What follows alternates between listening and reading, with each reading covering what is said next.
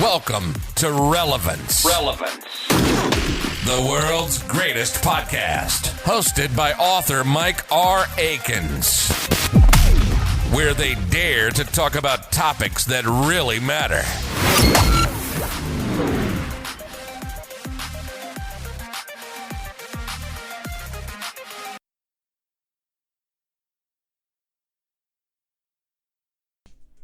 Think and Grow Rich by Napoleon Hill.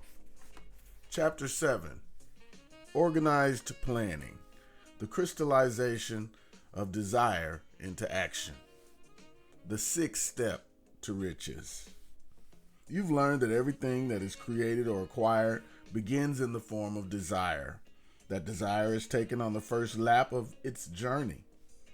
From the abstract to the concrete and to the workshop of the imagination, where plans for its transition are created and organized. In Chapter 2, you were instructed to take 6 definite practical steps as your first move in translating desire into money. One of these steps is the formation of a definite practical plan or plans through which this transformation may be made. You will now be instructed on how to build practical plans.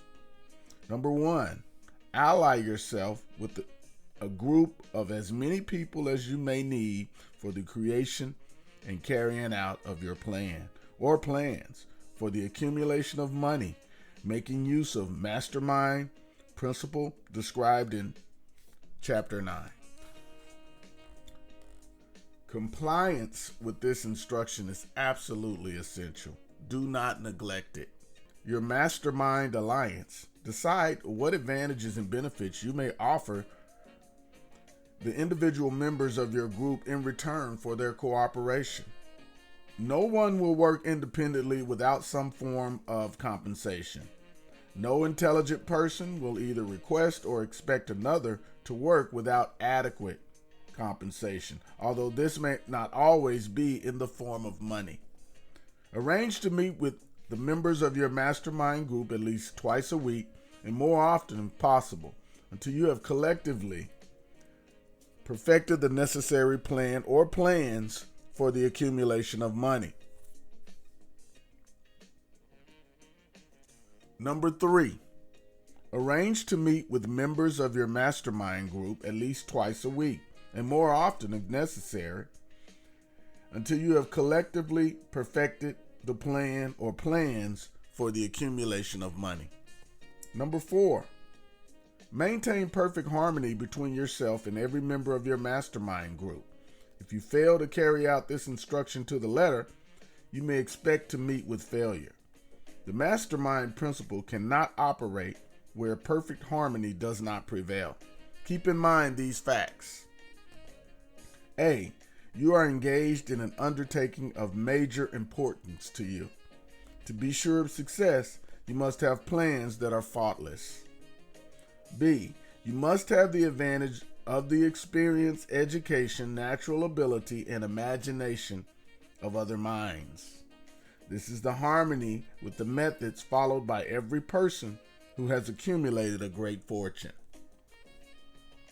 No individual has sufficient experience, education, natural ability, and knowledge to ensure the accumulation of a great fortune without the cooperation of other people.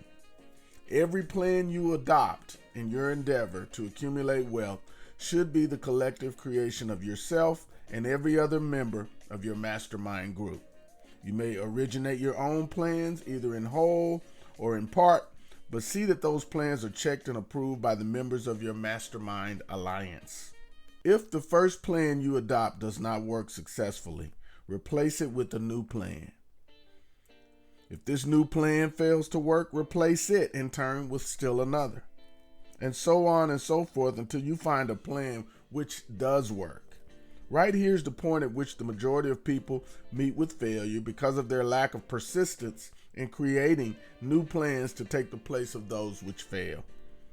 The most intelligent person living cannot succeed in accumulating money, nor in any other undertaking, without plans that are practical and workable.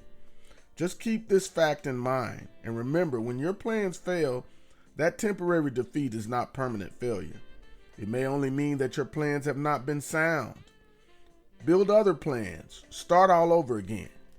Thomas Edison failed 10,000 times before he perfected the incandescent electric light bulb. That is, he met with temporary defeat 10,000 times before his efforts were crowned with success. Temporary defeat should not mean only one thing: the certain knowledge that there is something wrong with your plan. Millions of people go through a plan or go through life in misery and poverty because they lack a sound plan through which to accumulate a fortune. Henry Ford accumulated a fortune, not because of his superior mind, but because he adopted and followed a plan which proved to be sound. 1,000 people could be pointed out with a better education than Ford's, yet they live in poverty because they do not possess the right plan for the accumulation of money. James J. Hill met with temporary defeat when he first endeavored to raise the necessary capital to build a railroad from the east to the west. But he turned defeat into victory through new plans. Henry Ford met with temporary defeat, not only at the top, at the beginning of his career, but after he had gone forward toward the top. He created new plans and went marching on to financial victory. We see people who have accumulated great fortunes, but we often recognize only their triumph, overlooking the temporary defeats they had to surmount before arriving. No follower of this philosophy can reasonably expect to accumulate a fortune without experiencing temporary defeat. When defeat comes, accept it as a signal that your plans are not sound. Rebuild those plans and set sail once more toward your coveted goal. If you give up before your goal has been reached, you are a quitter. A quitter never wins and a winner never quits.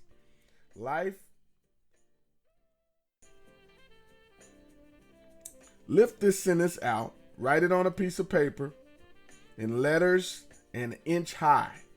Place it where you'll see it every night before you go to sleep and every morning before you go to work. When you begin to select members of your mastermind group, endeavor to select those who do not take defeat. Some people foolishly believe that only money can make money. This is not true. Desire, transmuted into its monetary equivalent through the principles laid down here, is the agency through which money is made. Money of itself is nothing but matter. It cannot move, think, or talk, but it can hear when one who desires it calls it to come. Planning the sale of services.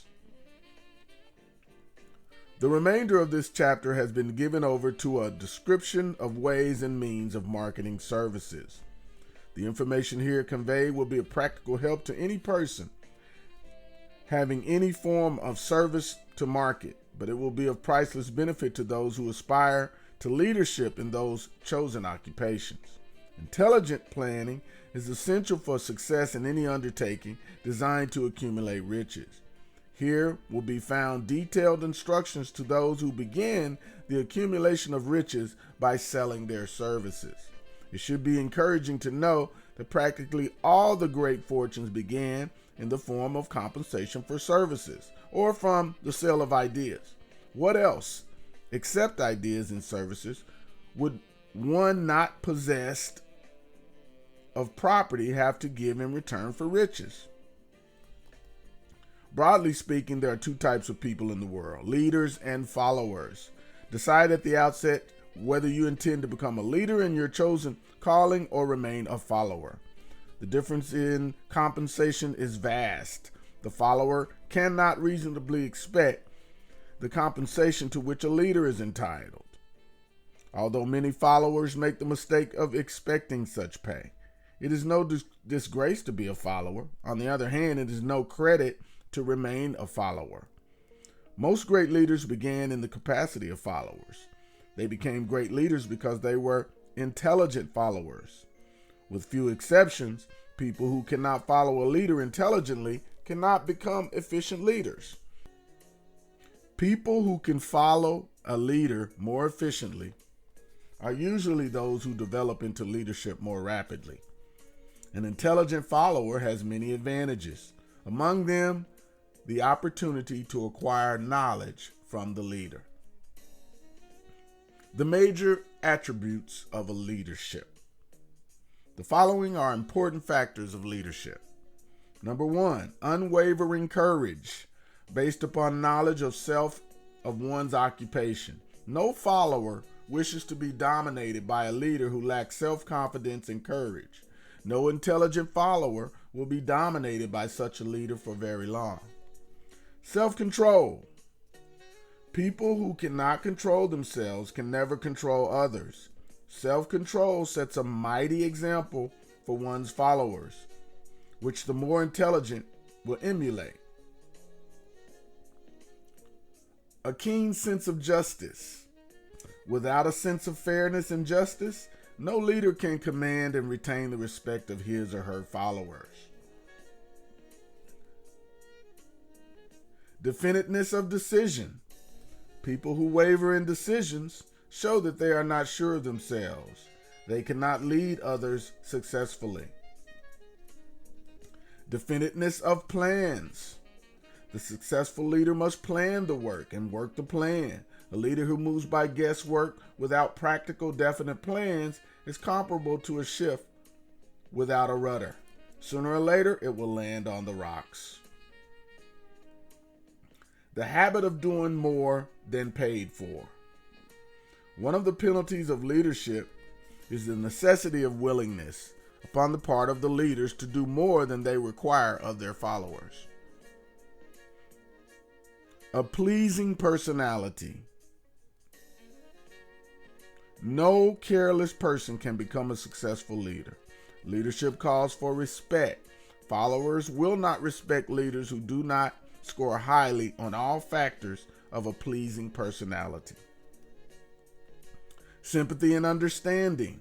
Successful leaders must be in sympathy with their followers. Moreover, they must understand them and their problems. Mastery of detail. Successful leadership calls for mastery of details of the leader's position. Willingness to assume full responsibility.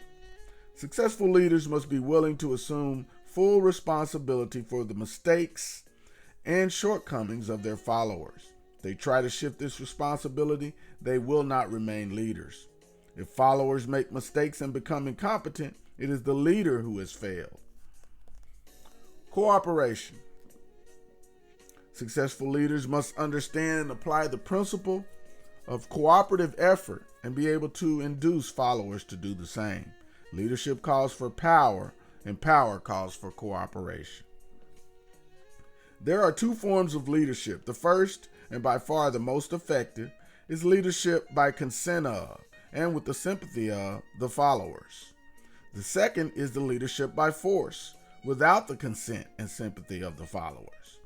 History is filled with evidence that leadership cannot be forced. The downfall and disappearance of dictators and kings is significant. It means that people will not follow forced leadership indefinitely. The world has entered a new era of relationship between leaders and followers, which very clearly calls for new leaders and a new brand of leadership in business and industry. Those who belong to the old school of leadership by force must acquire an understanding of the new brand of leadership, which involves cooperation, or be relegated to the rank and file of the followers. There is no way out for them. The relationship of employer and employee, or of leader and follower, in the future will be one of mutual cooperation based upon an equitable division of the profits of business. In the future, the relationship of an employer and employee will be more like a partnership than it has been ever in the past. Hitler and Stalin are examples of leaders who rule by force. Their leadership passed. People may follow the forced leadership temporarily, but they will not do so willingly. Leadership by consent of the followers is the only brand that can endure. The new brand of leadership will embrace the 11 attributes described earlier in this chapter. as well as some other factors. People who make these attributes the basis of their leadership will find abundant opportunity to lead in any walk of life. The 10 major causes of failure in leadership. We now come to the major faults of leaders who fail, because it is just as essential to know what not to do as it is to know what to do. Number 1, inability to organize details. Efficient leadership calls for the ability to organize and to master details. No genuine leader is ever too busy to do anything which may be required as a leader. When a leader or follower is too busy to change plans or give attention to any emergency, it is an indication of inefficiency. The successful leader will be the master of all details connected with the position. That means, of course, that the habit of delegating details to capable lieutenants must be acquired. Unwillingness to render humble service.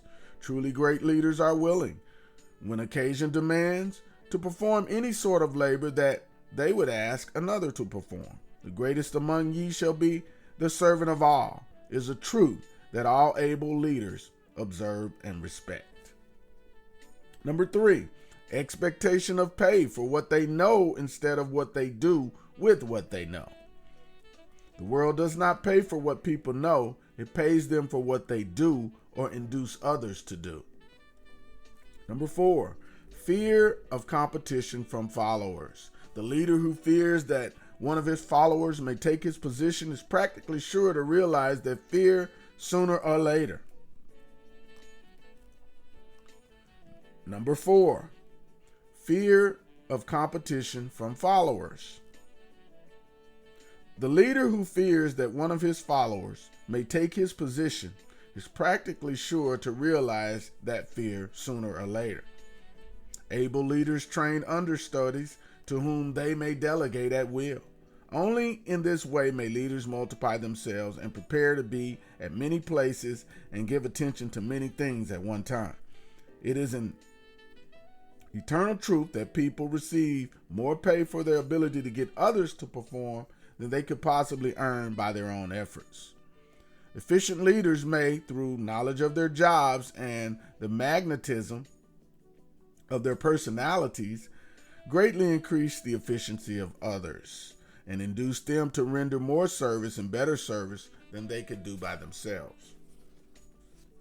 Number 5, a lack of imagination. Without imagination, leaders are incapable of meeting emergencies and of creating plans by which to guide followers efficiently. Number 6, selfishness. Leaders who claim all the honor for the work of their followers are sure to be met by resentment.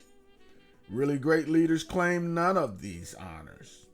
They are content to see the honors go to the followers because they know that most people will work harder for commendation and recognition than they will for money alone.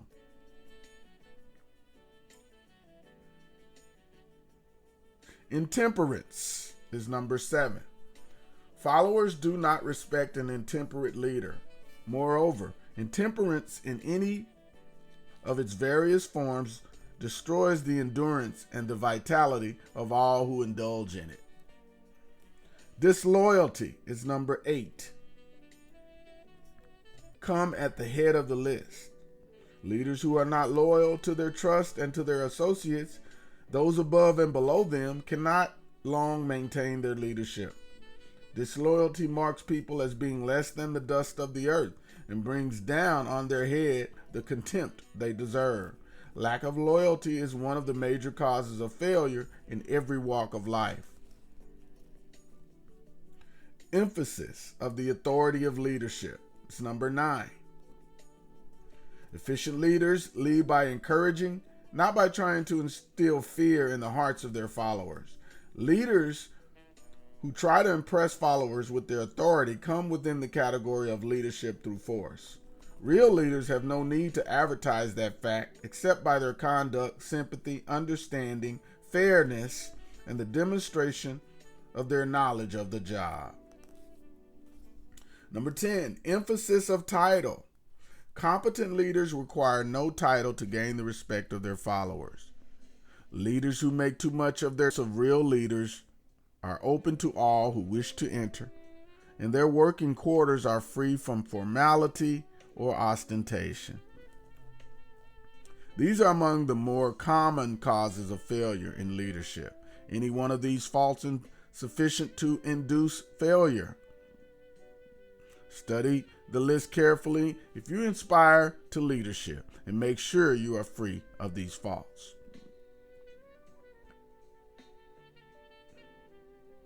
These are among the more common causes of failure in leadership.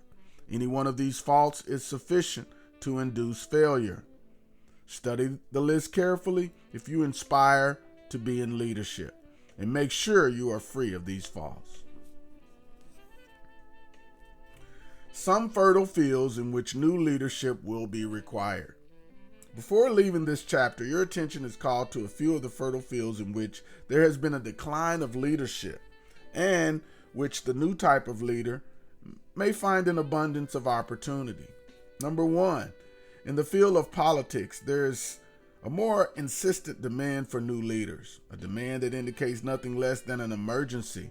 Too many politicians have seemingly become high-grade legalized racketeers. They have increased taxes and the machinery of industry and business until the people can no longer stand the burden. Number two, the financial industry is undergoing a reform. The leaders in this field have almost entirely lost the confidence of the public. Already, financial executives have sensed the need for reform and have set the wheels in motion. Number three, industry calls for new leaders. The old type of leaders thought and moved in terms of dividends instead of thinking and moving in terms of human equations.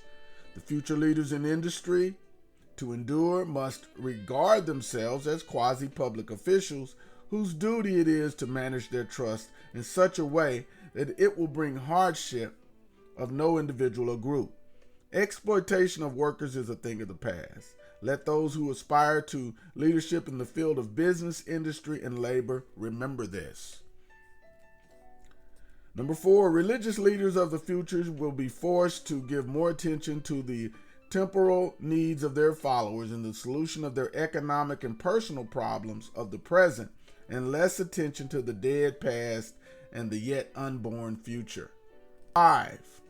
In the professions of law, medicine, and education, a new brand of leadership, and to some extent new leaders, will become a necessity. This is especially true in the field of education. Leaders in that field must, in the future, find ways and means of teaching people how to apply the knowledge they receive in school. They must deal more with practice and less with theory. Number 6, new leaders will be required in the field of journalism. The media of the future, to be conducted successfully, must be divorced from special privilege and relieved from the subsidy of advertising. These are but a few of the fields in which opportunities for new leadership and a new brand of leadership are now available. The world is undergoing a rapid change. This means that the media, through which the changes in human habits are promoted, must be adapted to the changes. The media here described are the ones that, more than any others, determine the trend of civilization. When and how to apply for a position. The information described here is the net result of many years of experience during which thousands of men and women were helped to market their services effectively. It can therefore be relied upon as sound and practical. Media through which services may be marketed. Experience has proved that the following media offer the most direct and effective methods of bringing the buyer and seller of services together. Number 1, employment agencies. Care must be taken to select only reputable agencies, the management of which can show adequate records of achievement of satisfactory results. Number 2, advertising. Advertising in newspapers, trade journals, magazines, and on the internet. Classified advertising may usually be relied upon to produce satisfactory results in the case of those who apply for clerical or ordinary salaried positions. Display advertising is more desirable in the case of those who seek executive connections being sought. When preparing the advertisement, it is advantageous to get advice from an expert who understands how to inject sufficient selling qualities to produce replies. Number 3, personal letters of application directed to particular firms or individuals most likely to need the services being offered. Letters should be neatly typed always and signed by hand. With the letter should be sent a complete CV or outline of the applicant's qualifications.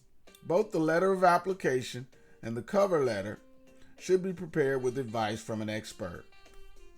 Number 4, application through personal acquaintances. When possible, the applicant should endeavor to approach prospective employers through some mutual acquaintance. This method of approach is particularly advantageous in the case of those who seek executive connections and do not wish to appear to be peddling themselves. Number 5, application in person. In some instances, it may be more effective if applicants offer their services personally to prospective employers. In such cases, a complete written statement of qualifications for the position should be presented so that prospective employers may discuss the applicant's record with associates. Information to be supplied in a written CV. The CV should be prepared as carefully as a lawyer would prepare the brief of a case to be tried in court. Unless the applicant is experienced in the preparation of CVs, an expert should be consulted. Successful merchants employ men and women who understand the art and psychology of advertising to present the merits of their merchandise. One who has services information should appear in the CV. Number 1, education. Number 2, experience. Number 3, references. Number 4, apply for a specific position. Number 5, state your qualifications for the particular position for which you are applying. Give full details as to the reason you believe you are qualified for the position you seek. This is the most important detail of your application. In the majority of instances, if you are determined to have the position for which you apply, it will be effective if you offer to work for a week or a month or for a sufficient length of time to enable your prospective employer to judge your value without pay. This may be a radical suggestion, but experience has proved that it seldom fails to win at least a trial. If you are sure of your qualifications, a trial is all you need. Number 7, knowledge of your prospective employer's business. Before applying for a position, do sufficient research in connection with the business to familiarize yourself thoroughly with that business and indicate in your brief the knowledge you have acquired in this field. This will be impressive, as it will indicate that you have imagination and a real interest in the position you seek. Number 8, do not be afraid of making your CV too long. Employers are just as interested in purchasing the services of well-qualified applicants as you are in securing employment. In fact, the success of most successful employers is due, in the main, to their ability to select well-qualified lieutenants. They want all the information available. Remember another thing, neatness in the preparation of your CV will indicate that you are a painstaking person. I have helped to prepare CVs for clients that were so striking and out of the ordinary that they resulted in the employment of the applicant without a personal interview. Once the CV is completed, have it printed on the finest paper you can obtain. Carefully check the spelling and grammar. Follow these instructions to the letter, improving upon them wherever your imagination suggests. Successful people groom themselves with care. They understand that their first impressions are lasting. Your CV is your sales representative.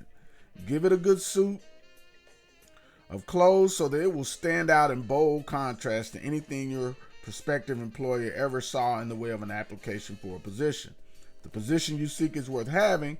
It is worth going after with care. Moreover, if you sell yourself to an employer in a manner that impresses them with your individuality, you will probably receive more money for your services from the very start than you would if you applied for employment in the usual conventional way. If you seek employment through an advertising agency or an employment agency, get the agent to use copies of your CV in marketing your services. This will help to gain preference for you, but with the agent and the prospective employers. How to get the exact position you desire. Everyone enjoys doing the kind of work in which they are best suited. An artist loves to work with paints, mechanics with their hands. A writer loves to write. Those with less definite talents have their preferences for certain fields of business and industry. There's a full range of occupations to choose from in manufacturing, marketing, and the professions. Number 1, decide exactly what kind of job you want. If the job doesn't already exist, perhaps you can create it. Number 2, choose the company or individual for whom you wish to work. Study your prospective employer as to policies, personnel, and chances of advancement. Number 4, by an analysis of yourself, your talents and capabilities, work out what you can offer and plan ways and means of giving advantages, services, developments, and ideas that you believe you can successfully deliver. Number 5, forget about a job. Forget about whether or not there is an opening. Forget the usual routine of, have you got a job for me? Concentrate on what you can give. Number 6, once you have your plan in mind, arrange with an experienced writer to help you put it on paper in neat form and in full detail. Number 7, present it to the proper person with authority to make the decision. Every company is looking for people who can give something of value, whether it is ideas, services, or connections. This line of procedure may take a few days or even weeks of extra time, but the difference in income and in advancement and in gaining recognition will save years of hard work at low pay. It has many advantages, the main one being that it will often save from 1 to 5 years of time in reaching a chosen goal. Every person who starts or gets in halfway up the ladder does so by deliberate and careful planning.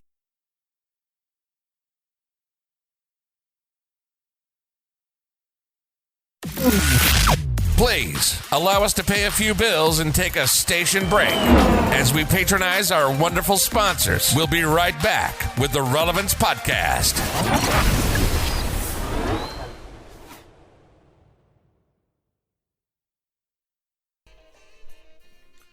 The new way of marketing services. Jobs are now partnerships. Men and women who want to market their services to the best advantage in the future must recognize the stupendous change that has taken place in the relationship between employer and employee. The time will come when the golden rule and not the rule of gold will be the dominating factor in the marketing of merchandise as well as services. The future relationship between employers and their employees will be more in the name of a partnering consisting of the employer, the employee, and the public they serve. The new way of marketing services is called new for many reasons. First, both the employer and the employee of the future will be considered as fellow employees whose business it will be to serve the public efficiently. In times past, employers and employees have bartered among themselves, driving the best bargains they could with one another, not considering that in the final analysis they were in reality bargaining at the expense of the third party, the public they served. In the future, both employers and employees will recognize that they are no longer privileged to drive bargains at the expense of whom they serve. The real employer of the future will be the public. This should be kept uppermost in the mind of every person seeking to market their services effectively. Courtesy and service are the watchwords of merchandising today. They apply to the person who is marketing their services more directly than to the employer they serve, because in the final analysis, both employer and employee are employed by the public they serve. They fail to serve well, they pay by the loss of their privilege of serving. What is your QQS rating? The causes of success in marketing services effectively and permanently have been clearly described. Unless those causes are studied, analyzed, understood, and applied, no one can market their services effectively and permanently. It is up to you to sell your own services. The quality and the quantity of service rendered, and the spirit in which it is rendered, determine to a large extent the price and the duration of your employment. To market services effectively, which means a permanent market at a satisfactory price under pleasant conditions, one must adopt and follow the QQS formula, which means that quality plus quantity plus the proper spirit of cooperation equals perfect marketing of service. Remember the QQS formula, but do more. Apply it as a habit. Efficient manner possible, with the objective of greater efficiency always in mind. Number 2, quantity of service means the habit of giving all the service of which you are capable at all times, with the purpose of increasing the amount of service as you develop greater skill through practice and experience. Emphasis is again placed on the word habit. Number 3, spirit of service means the habit of agreeable, harmonious conduct that will induce cooperation from associates and fellow employees. Adequacy of quality and quantity of service is not sufficient to maintain a permanent market for your services. The conduct or the spirit in which you deliver service is a strong determining factor in connection with both the price you receive and the duration of employment.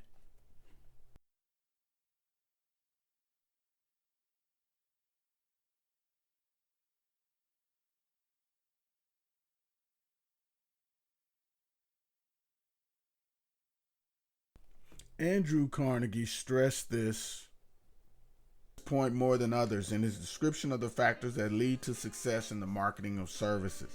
He emphasized again and again the necessity of harmonious conduct. He stressed that he would not retain any person, no matter how great a quality or how efficient the quality of their work, unless the person worked in a spirit of harmony.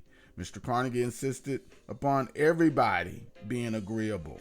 To prove that he placed a high value upon this quality, he permitted many people who conformed to this standard to become very wealthy. Those who did not conform had to make room for others. The importance of a pleasing personality has been stressed because it enables one to provide service in the proper spirit. If one has a personality which pleases and serves in the spirit of harmony, these assets often make up for deficiencies in both the quality and the quantity of the service one gives. Nothing, however, can be successfully submitted for pleasing conduct. The capital value of your services. The person whose income is derived entirely from the sale of their services is no less than a merchant who sells commodities. It might as well be added that such a person is subject to exactly the same rules of conduct as the merchant who sells merchandise. This has been emphasized because the majority of people who live by the sale of their service make the mistake of considering themselves free from the rules of conduct and the responsibilities attached to those engaged in marketing commodities.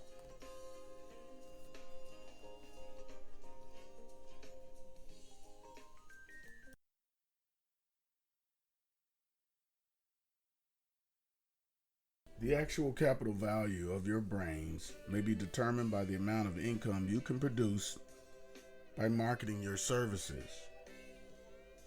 A fair estimate of the capital value of your services may be made by multiplying your annual income by 16 2/3, as it is reasonable to estimate that your annual income represents 6% of your capital value. Money rents for 6% per annum. Money is worth no more than brains. It is often worth much less. Competent brains, if effectively marketed, represent a much more desirable form of capital than that required to conduct a business detailing its commodities. This is because brains are a form of capital that cannot be permanently depreciated through depressions, nor can this form of capital be stolen or spent. Moreover, the money essential for the conduct of business is as worthless as a sand dune until it has been mixed with efficient brains.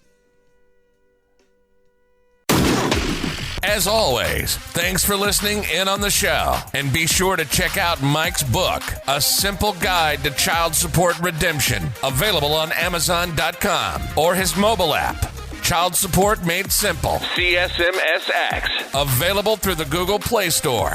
And for the latest in current events and videos that really matter, be sure to log on to Mike's YouTube page, author Mike R. Aikins, or his website at www.relevancepodcast.com.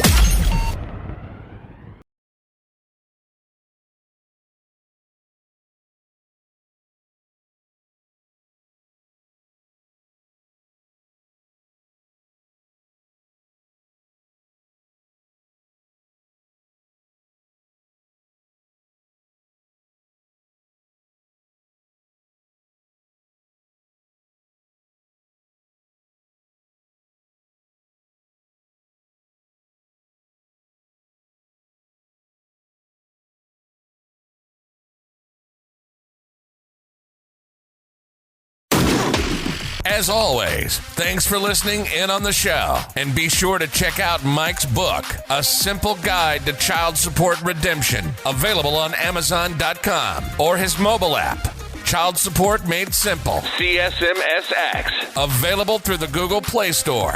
And for the latest in current events and videos that really matter, be sure to log on to Mike's YouTube page, author Mike R. Aikins, or his website at www.relevancepodcast.com.